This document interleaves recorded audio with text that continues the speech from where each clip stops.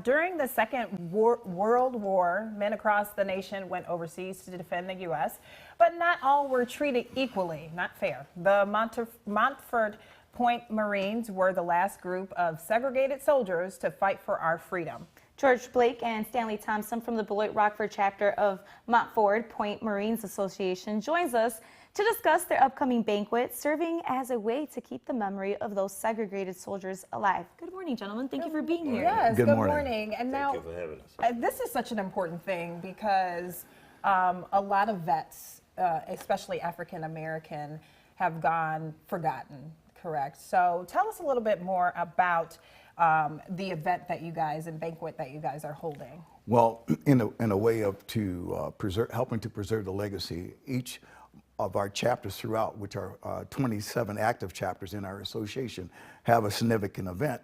And excuse me, and it's a way to continue to preserve the legacy. This year we'll be having our event at Veterans Memorial Hall on the 20th of April at 5:30, and our keynote speaker would be Dr. Williams.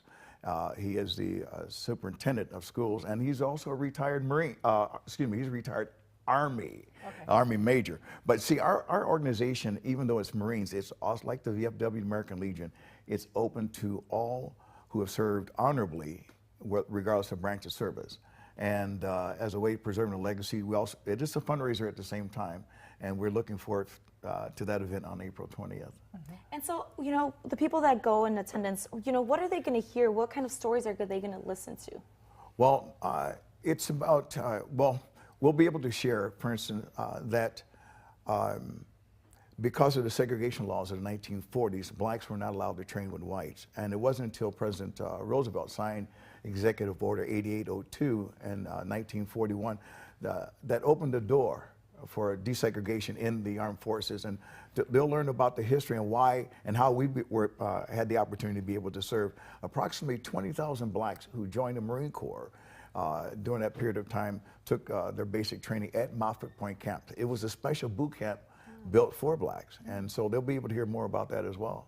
All right, and George, can you give me a little bit more about why, you know, it's so important to honor, I know why, but for those that don't know why it's so important to honor our, you know, forgotten African American vets?